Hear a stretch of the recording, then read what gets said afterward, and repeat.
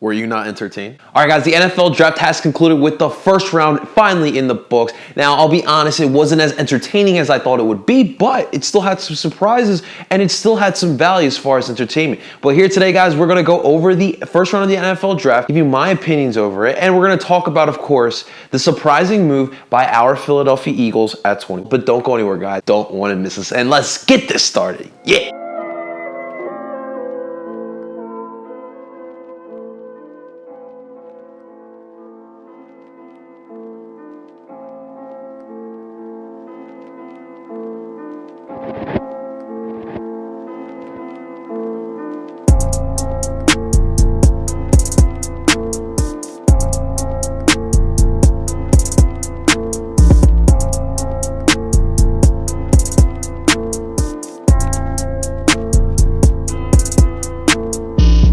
And that is right. Welcome, everyone. Thank you so much for tuning into my channel. Guys, real quick before we get started, do not forget to like this video, subscribe to this channel, hit the bell button for notifications, as well as sharing this video and this channel to help your boy grow. And of course, guys, real quick, Barcelona Philly is a proud member of PSN Philly Sports Network. Head on over to PSN for all your Philly sports needs. Of course, I will put the link in the descriptions below so you guys can check that out. Let's get right into it, guys. NFL Draft, Thursday, April 23rd, from the comfortability of our living rooms. As we all know, we talked about this plenty already, the coronavirus has limited us from, of course, number one, all the sports that we all love, but of course, you know, our day-to-day normality. Of course, we are all stuck inside in quarantine, and the NFL had the obstacle of trying to keep sports fans entertained throughout this quarantine. But, you know, on Thursday night, you know, going through an NFL draft, as per usual, without it being as we all know it to be, you know, some sort of big function.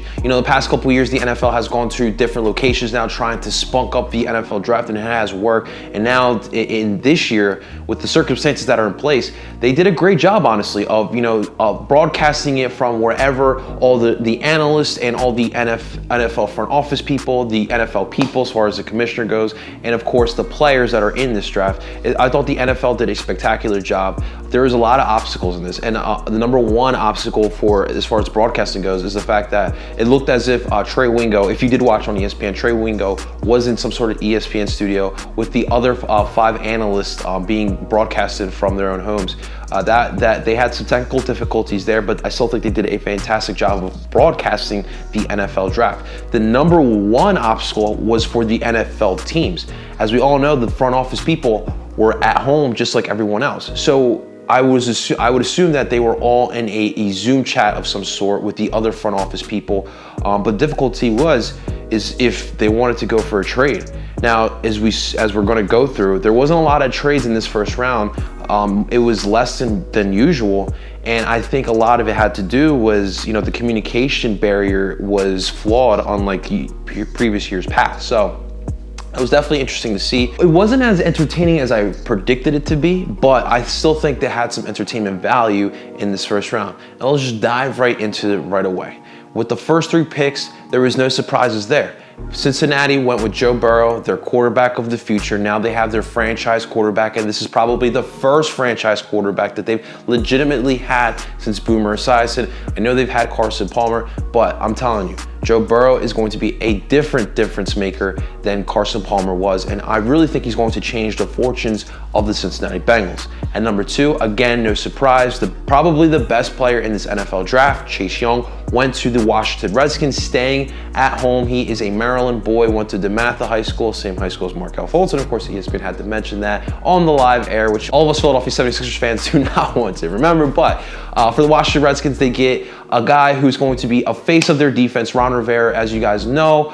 He is a defensive-minded guy, and he is a guy who changes cultures for defenses, and now he has his young staple at one of the defensive end positions. And as an Eagles fan, I'm a little worried because knowing what Ron Rivera does for defenses, now you got possibly one of the best defensive prospects in the last 10 years. It's going to be scary facing off against the Washington Redskins. The Redskins in general, they know how to get to Carson Wentz. In the first 3 years, Carson Wentz's career, they've gotten to Carson, including that rookie year game when, you know, Ryan Kerrigan absolutely tore off Carson Wentz's jersey. So it's going to be scary what's going to happen down in Washington. They still need secondary help, in my opinion. I'm still not sold on that offense, but you know, they gave us games last year, and man, I'm not looking forward to seeing Kerrigan and Chase Young twice a year.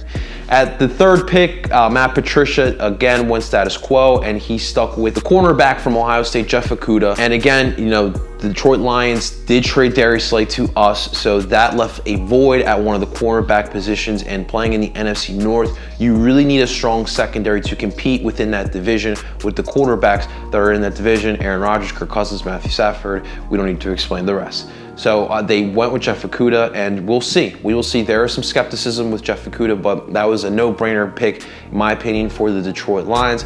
And already with the top 3 picks, those 3 guys, Joe Burrow, Chase Young, and Jeff Okudah, were 3 guys that Ohio State recruited. Damn, Ohio State doing some good things up there. The top 3 picks are Ohio State recruitees. Damn. God damn. So that's how we started the draft. At number 4, the New York Giants gave us our first surprise. Leading up to the NFL draft, we weren't sure whether or not the Giants were going to trade out of this pick. They need a lot of players in many different positions, so it was in their best interest to move back and collect some more picks so they can start filling out this roster, but they couldn't find a partner, so they just went with the safe pick, finding a nice offensive tackle that's going to protect their franchise quarterback, Daniel Jones, and they went with Andrew Thomas, the offensive tackle from Georgia. Although in my personal opinion, Jedrick Wills was the best offensive tackle, and even though he's a little bit smaller than both Andrew Thomas and Mekhi Becton, who were the other top tackle prospects, the Giants went with the safe pick, and this guy was labeled as the safest of all the tackles, and Andrew Thomas, and they went with him at number 4. 5 and 6, we had no surprises there. The Miami Dolphins went with their quarterback of the future. They went with Tua, and then the LA Chargers went with Justin Herbert. Again, their quarterback of the future, and my expectation is these guys from day one will not be the starters. For Tua, I think the Dolphins are going to go with Ryan Fitzpatrick. There's absolutely no need to rush Tua into the starting lineup. As we all know, his dislocated hip from last season, so let him sit behind Ryan Fitzpatrick as long as possible. Let him learn from Ryan Fitzpatrick, and eventually he's going to be your quarterback of the future. His intangibles are no secret, and I think the Dolphins made the right pick here. You know, if he didn't draft Tua at 5, he was going to go within those in the next 10 picks. So they did the right move there. And with the LA Chargers, again, I'm not a big fan of Justin Herbert, but he is a big-bodied boy with a big arm, and we know that the Chargers organization loves that in their quarterbacks with Phillip Rivers. So it looks like they're going to go with Tyrod Taylor from day one. I really don't know how long that's going to last. We all know what happened last time Tyrod Taylor was the quarterback for right now when he was with Cleveland. That didn't last long with Baker Mayfield right behind him. If Tyrod Taylor does not play well, then I think that Justin Herbert's going to go right into the starting role. I think this LA Chargers team is pretty solid. I like that defense that they have. They have some weapons. So I think that if Tyrod Taylor is not performing, I don't think the Chargers, although they don't want to rush Justin Herbert, they can't afford to fall off next season. The rest of the division is going to get better. Don't sleep on the Raiders and don't sleep on the Broncos. So we might see Herbert quicker than expected. All right, at number 7, again, we had another surprise here. As the Carolina Panthers, we all expected them to go with Isaiah Simmons, the linebacker from Clemson. He's an absolute freak athlete and an absolute future monster in this NFL, in the league. And the Carolina Panthers and Matt Rule went with the move that, you know, I expected from Matt Rule, honestly, even though I thought Isaiah Simmons was the better prospect. But they went with Derek Brown, the defensive tackle from Auburn, the big boy. And, you know, Matt Rule, listen, he must have taken a page out of Doug Peterson's book, but he is a guy that believes that in order to build a team, you build from the inside out. The defense and offensive lines are more important than almost any other positions other than quarterback, of course. But if you can win the battle within the trenches, you're going to go far in any level of football. And he stuck to that narrative, and he went with the big boy Derek Brown, giving him his first ever draft pick as an NFL coach. Not mad at this pick entirely, because I am the same way. I believe that in order to build a team, you need to build from inside out, and we'll see what Derek Brown does. I think he needs to lose some weight there, but he is going to be the defensive leader for years to come, and I expect the Panthers to find a Luke Kuechly replacement in day 2. And at 8, the Arizona Cardinals had made their job easy. They snagged Isaiah Simmons, the linebacker we talked about, and that made that job easier. But I didn't expect that pick from the Cardinals because, you know, Kingsbury puts such an emphasis on the offense, and I figured, you know, maybe he might draft one of those tackles to protect his franchise quarterback Kyler Murray, or find some other weapon. But nah, he went with Isaiah Simmons. You know, now last year he got the face of his offense, and now this year he probably got the face of his defense. So nice pickup by the Arizona Cardinals there. It was an absolute no-brainer in my opinion. At number 9, the Jacksonville Jaguars, their first of 2 picks in the first round, and this is where I started to sweating a little bit, right?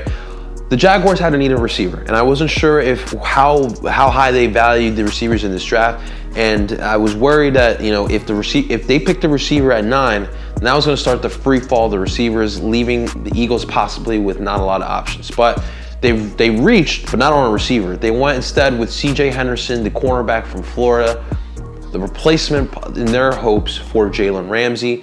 He looks good. I like CJ's tenacity, his instincts. He definitely studies the tape, but I don't know if he will be the same shutdown corner that Jalen Ramsey was. So they got their replacement there. You know, I was a little relieved after that. At 10, we knew that the Browns were not going to go with the receiver. They instead went with what I thought was a very smart pick. They got the boy Jedrick Wills, who I thought was the best tackle in this draft.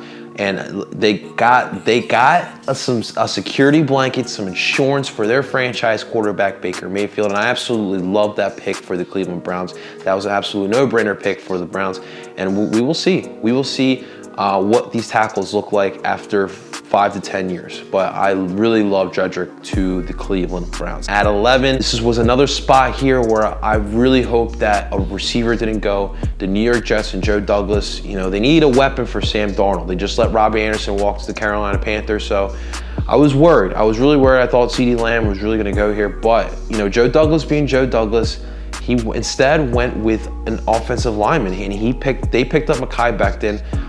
They realized that, you know, both Andrew Thomas and Jedrick Wills both were off the board, and he knew if he didn't get his offensive lineman now, he wasn't going to get it later. So he pulled the trigger on Mekhi Becton. Smart pick by him. You know, you do need a weapon for Sam Darnold, but you also need to keep him upright. And plus, you got a franchise running back behind Sam Darnold and Le'Veon Bell, and he needs some holes to be opened up for him to do his damage. So I like that pick as an Eagles fan, but it makes sense if you know Joe Douglas well, like us Eagles fans do know him. So we're feeling good. You know, there's no receivers taken yet. We expected maybe in 9 or 11 a receiver to be taken, but it did not happen yet. Then the 12th pick happened, and the Las Vegas Raiders were on the board, and you knew they were going to definitely take a receiver, whether it be with this 12th pick or their 19th pick that they had later on. They definitely need weapons for Derek Carr. But they gave us a little bit of a surprise here. They, instead of going CeeDee Lamb or Jerry Jeudy, they went with Henry Ruggs, making him the first receiver to come off the board. And listen, I think that John Gruden and Mike Mayock like this small-statured receiver who's got a lot of speed. They went out and got Antonio Brown last year. We all know how that turned out. So were looking for a receiver in that mold, and they possibly got their guy with Henry Ruggs. We know he's a burner. He's got the speed. We will see how he pans out, but I felt good because I didn't want Henry Ruggs, but now we were going to see if the receivers were going to start falling in the next couple picks. All right, 13, we had the San Francisco 49ers, again, another team who had a need at the receiver position, but then we got our first trade. Our first trade in the first round came all the way at the 13th pick, and it was a little shocker. The Tampa Bay Buccaneers moved up 1 pick. They were at 14. They moved up to 13, swapping picks with the Niners. And with the 13th pick, the Tampa Bay Buccaneers wanted to get their security blanket for their new quarterback, Tom Brady, and they drafted Tristan Wirfs, the off tackle out of Iowa, an absolute physical specimen. And this is now the guy who's going to, you know, protect Tom Brady. Smart pick by the Tampa Bay Buccaneers. Again, they saw the offensive tackle starting to come off the board, and they were worried. Literally moved 1 spot, and they got their man. And for John Lynch, he's an absolute great GM. And it's funny because I was so skeptical of him becoming a GM. You know, the TV guy becoming a GM usually does not work, but He's become a top 5 GM in the National Football League. And he literally made this same move, was it 2 years ago or 3 years ago with the Mitch Trubisky year? And he knew he wanted Solomon Thomas. He moved back one spot just so the Chicago Bears could draft their guy, Mitch Trubisky. Did the same thing here. So with the Bucs getting an offensive tackle at 14th, the San Francisco 49ers, we thought they would go receiver. Maybe Jerry Jeudy would be the spot here, but no.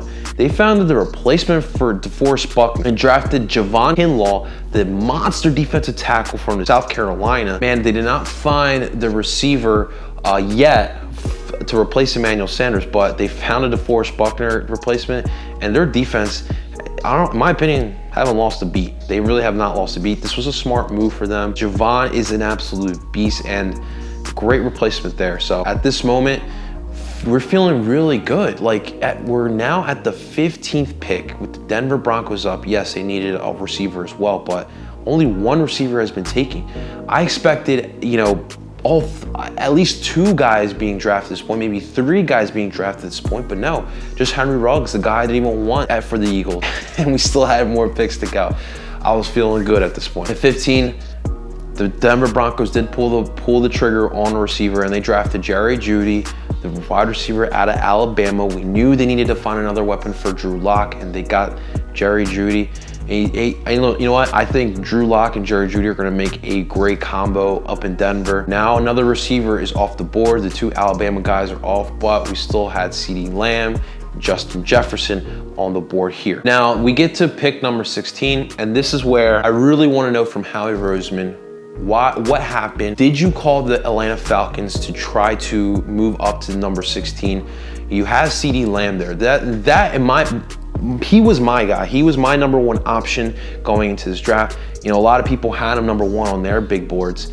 And with the Dallas Cowboys at number 17, needing a wide receiver as well, what happened? Why couldn't we trade up from 21 to 16? That's literally 5 picks. And then when you look at who the Falcons drafted, they went with A.J. Terrell, the cornerback out of Clemson. He was projected to be a late first, early second draft pick, and they reached to get him. So why is it that we couldn't trade with the Falcons? They could have gotten the 21st pick, still gotten their guy, A.J. Terrell possibly, and we could have gotten CeeDee Lamb, our top guy.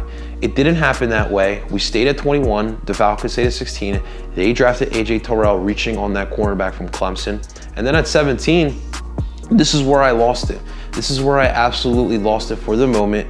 The Dallas Cowboys, as expected, went with CeeDee Lamb, making him, he literally, in Philadelphia, CeeDee Lamb went from the most loved prospect in this draft to now the most hated prospect in the draft, simply because the Dallas Cowboys drafted him. And now we have to face Amari Cooper, CeeDee Lamb twice a year, not to mention the fact that they still got Ezekiel Elliott in the backfield. The good part of this is that the Dallas Cowboys still can't play defense, so there's a bright spot there. We're gonna have to go in the shootouts with the Dallas Cowboys for the next couple of years, but that really was a turning point for Eagles Nation worldwide.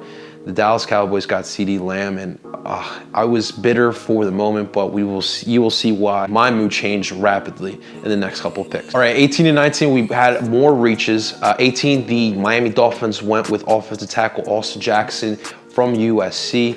The guy's story is absolutely spectacular. I would definitely read up on that, him donating his bone marrow to his sister. But they now got a tackle that is going to protect Ryan Fitzpatrick and the future of the Miami Dolphins, Tua. At 19, the Las Vegas Raiders went with Damon Arnett. Another reach here. He had a 2nd to 3rd round grade.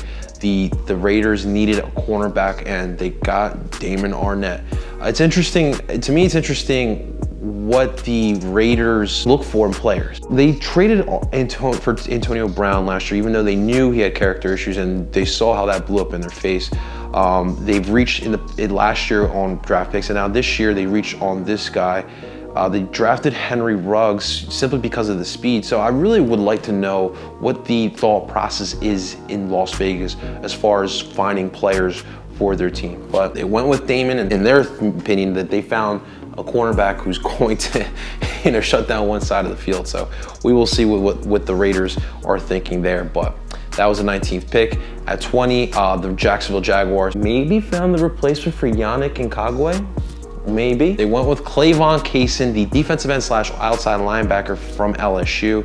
I think that they're going to expect him to beef up a little bit, and they're going to put him at the defensive end role, and hopefully, you know, Yannick is made it well known he wants out of Jacksonville. He really wants to get out of there, and you know he's been hinting at coming to Philadelphia. So we will see. But they got another defensive end. It's clear they're trying to rebuild this roster by building up that defensive again. They want to build that similar team to the team that almost made it to the Super Bowl 2-3 years ago. So they're starting it right now.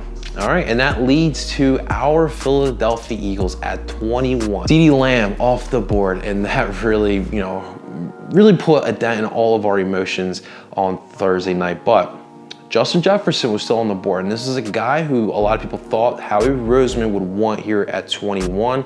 This was the next best option. He was the 4th receiver on many boards, and he was available. He fell right to us. He was in our lap.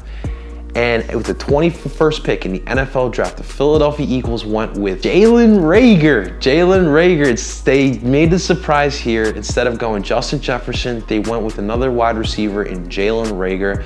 And listen, let's get this out of the way. I know a lot of Eagles fans were upset the fact that we went Jalen Reagor, who was supposed to be a late 1st, early 2nd pick, instead of going Justin Jefferson, who was the next best option. Listen, if you put on the Justin Jefferson tape, yes, he played outside wide receiver in years past. But when LSU was most effective last season, he was moved into the slot.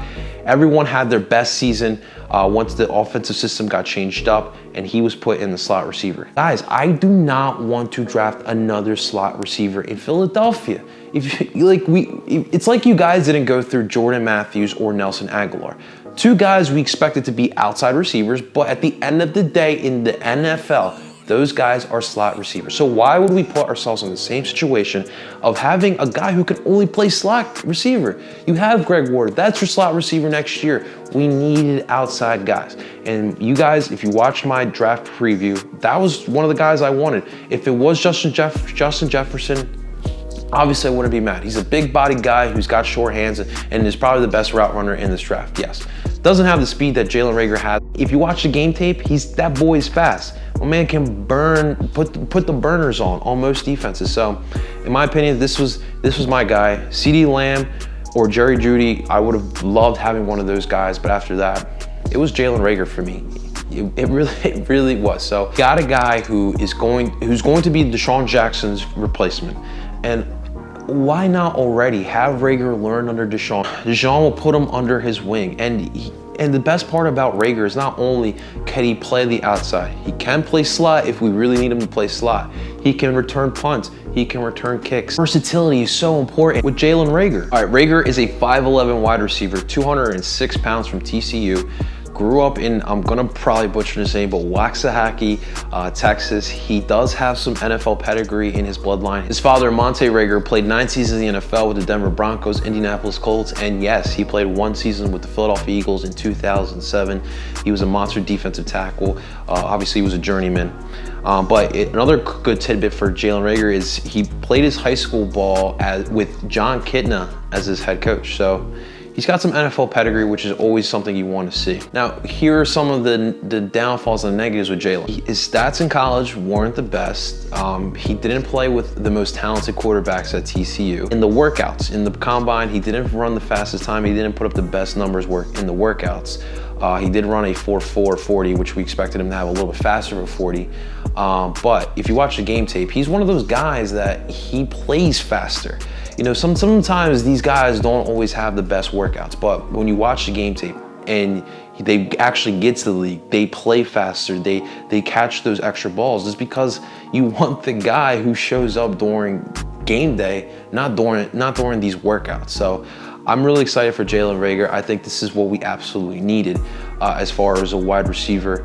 Listen, I've heard this for the past 10 years, or at least the past 5 years. Where the hell is the speed on this Eagles offense? And we have a guy who can run the lights out of the link here. So, and a lot of people are not excited in Philadelphia with this pick, but this could be a Donovan McNabb-esque draft pick here, or even Brandon Graham. And just seeing after the draft and after he got drafted, Carson Wentz calling him up and saying, we're going to reach new heights together. Like, dude, I'm getting goosebumps right now thinking Wentz to Reagor, dude. All right, let's move on now. Next up is day 2. We got rounds 2 and 3. This Eagles team have a lot of needs. You know, we still need a linebacker. We still need an offensive lineman, preferably an offensive tackle. We still need a power back. We still need another wide receiver. I hope we get that in day 2 with the 2nd or 3rd round.